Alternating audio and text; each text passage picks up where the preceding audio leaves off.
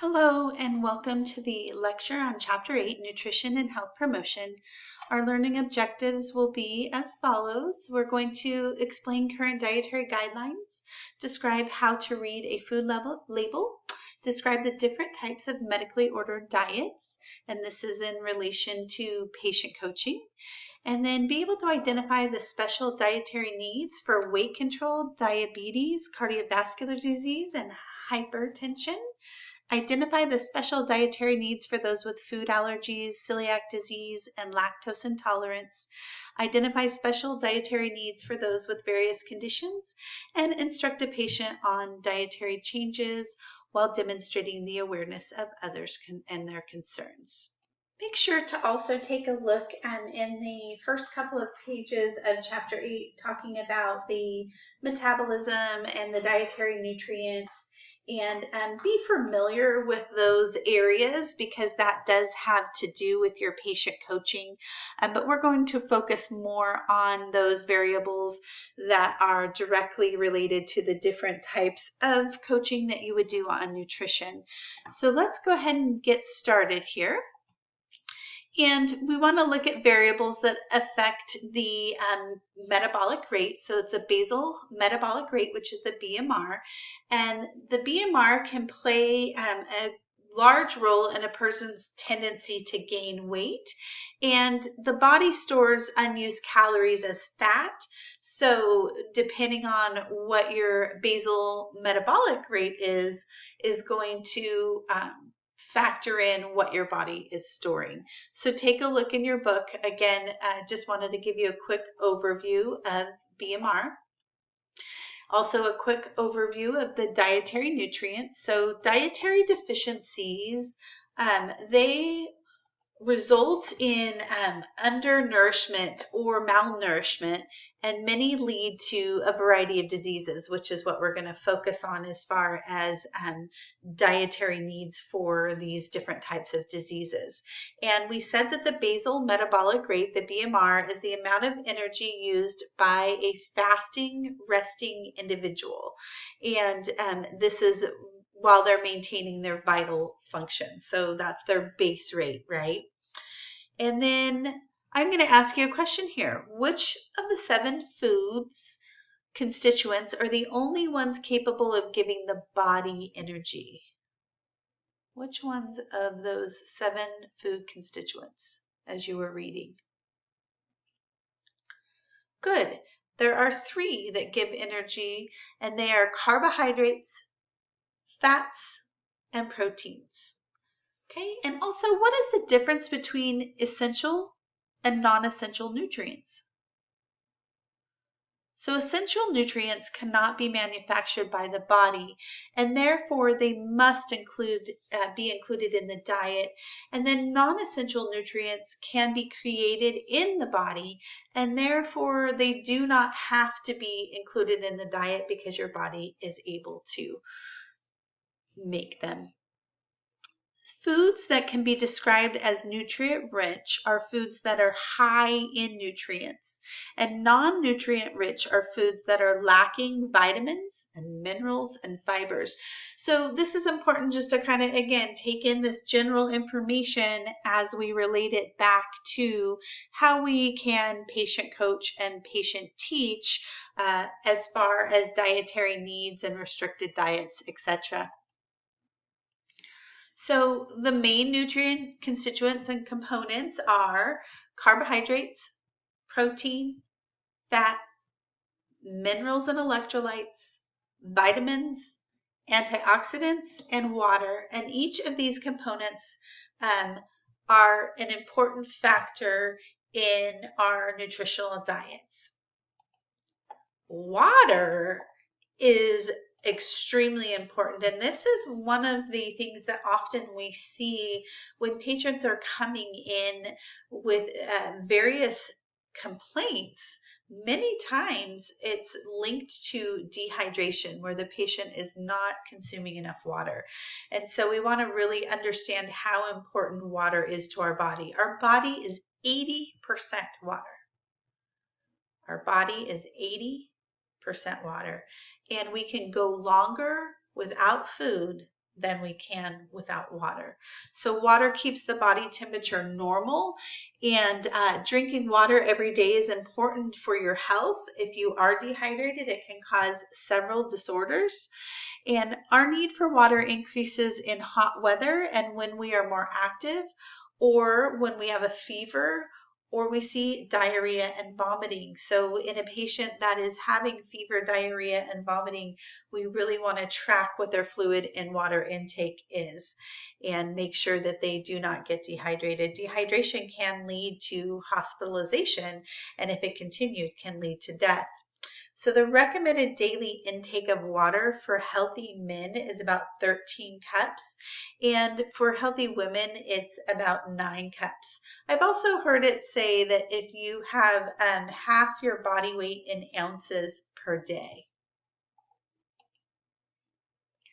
So there are several dietary guidelines that we can look at, and there's actually debates about the different guidelines and what is best. And so by doing your research and also by matching it to your body, you can make sure that you are meeting your dietary guidelines. So some of these by the U.S. Department of Agriculture, who provides these guidelines. There's the 1992 Food Guide Pyramid, there's the 2005 My Period Food Guidance System, and the 2011 My Plate, which in the book, it shows you several images for My Plate to kind of give you an idea of filling your plate. And they all are based around getting a balanced diet so that you are able to consume the proper amount of nutrient components. So let's look at My Plate just briefly. That is the most recent one. And like I said, there are some great diagrams in your book. You can refer to figure 8.1 and table 8.5. And My Plate focuses on making healthy food choices because everything that we eat matters. And again, going back to those nutrient components. And so looking at this, you can look at these diagrams and see how they are balancing out basically our fruits and vegetables, our proteins, right? And making sure that your plate is balanced. And I wanted to, I love that they have the color coding because you're looking at your fruits, you're looking at your vegetables, your proteins, your grains, and it kind of gives you a visual of how you're breaking up that plate. And we want to really focus on drinking and eating less saturated fats, sodium, and added sugars. So things that come from its most natural environment, non-processed foods. And key recommendations from 2015 to 2020 is to limit the foods with the saturated and trans fat as well as the added sugar, as I just said.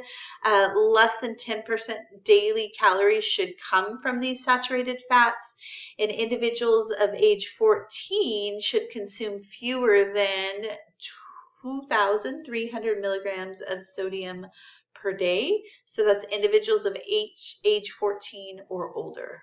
Again, 2,300 milligrams of sodium per day or less. And we also want to look at limiting the alcohol consumption to 1 drink per day for women, 2 for men, and incorporate physical activities into the week. And the alcohol consumption is really truly also based on weight and size. So not just gender there. So it's important to note the reason for those guidelines is also based on your size and your weight. So it's important that we understand the basics of reading food labels, and this is for not only helping our patients but ourselves, because we need to demonstrate a healthy lifestyle within our profession in order to help others to learn and demonstrate healthy lifestyles, right? So reading food labels is one thing that you can learn to do that helps you in your own lifestyle, and then you can patient teach this onto your patients. So Food labels do contain their nutritional information and ingredients list, and we're going to talk about this more during our meeting. You want to look at calories per serving, you want to look at fat, obviously the sugar and the cholesterol, and then you want to see what the dietary fiber, how much protein, what are your vitamin D and calcium, iron and potassium levels as far as your serving size. And this is something to really take note on serving size. Everybody go and look when you're at the store at a large Arizona tea. You're going to see that you think, oh, that's not bad. I think it's like 200 calories and, you know, the sugars, it's not great, but it's not bad. And then when you look at the serving size, you realize that you need to multiply that by 4, because within that one tall can, there are 4 servings, and this can be really tricky. So it's important that you're always looking at serving size first so that you understand what is exactly in that food. So what we're concerned with our patients is helping them to understand their medically ordered diets. And some examples of these medically ordered diets are clear liquid, full liquid, soft and mechanical, soft and bland, and patients may need to change their diet for a variety of reasons. Preparation for procedures, dental problems, illness, or conditions that require dietary changes. So what do you think are 2 types of liquid diets used just by looking at this? If you're thinking a clear liquid diet, which includes only transparent and translucent liquids such as broth, soups, teas, and gelatins, and a full liquid diet, which includes all foods allowed on the clear liquid diet, plus milk, custard, strained cream soups, refined cereals, eggnog, milkshakes, and all juices, you were correct. And we will see this often in the hospital settings after surgeries, and they might start on the clear liquid diet, and as they do well with that because they've been coming out of anesthesia and their systems are kind of waking up, then we move them on to the full liquid diet, and then we might move them to soft and then into regular foods. So a soft diet is this eliminates roughage, and a mechanical soft diet requires food to be chopped or pureed for texture change, okay? And you can look at table 8.6 in the textbook to kind of check this out. A bland diet restricts dietary components, and this is usually the dietary components that are classified as gastrointestinal irritants, and those are restricted from the diets until whatever is causing those gastrointestinal irritations have subsided. When looking at diets, we also are familiar with weight control diets. So when trying to achieve and maintain a healthy weight, a person needs to fill the balance between the number of calories eaten and the number used. And we also know that we need to look at what kind of calories we're intaking for this. You can look at table 8.7 in your textbook for some quick methods to estimate portion size, which can be very helpful because portion size is a huge way in which we can control our intake of those calories. And again, that has to do with the serving sizes, making sure that you're aware of what a serving size is for what you're eating. So according to a study from 2015 to 2016, the prevalence of obesity in adults has increased to 39.8%, which is up from 10 years earlier. So I want you to think about that. We're up from 10-year earlier study to 39.8%. And why? Why do you think this is? And we'll talk about this in class as well. What do we think is causing this?